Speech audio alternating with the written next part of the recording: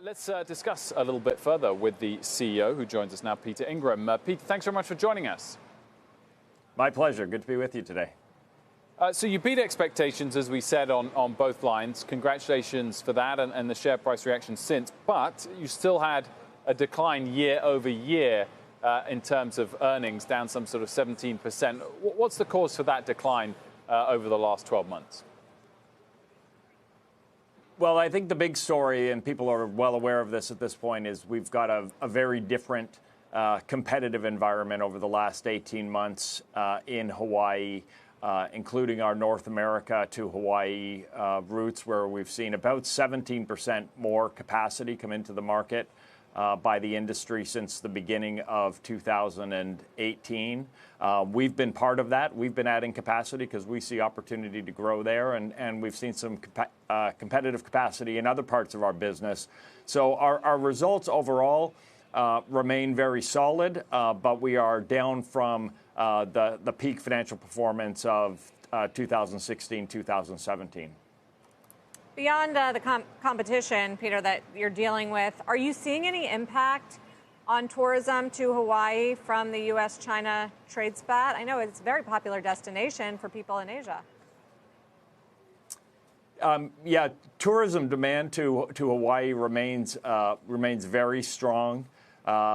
China to Hawaii is a relatively small part of the market today, and we don't currently serve China.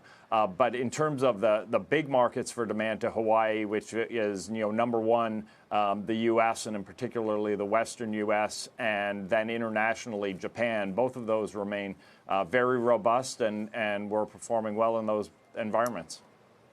Peter, do you welcome the issues that Southwest is having, given its fleet's exposure to Boeing 737 MAX, given that they are the airline that's really adding a large amount of capacity, as you mentioned earlier?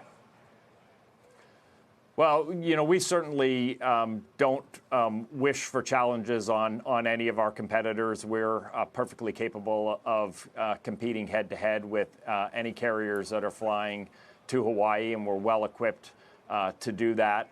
I think for the industry, it'll be good news when the MAX is back up and flying again, and all the airlines are able to get past that issue.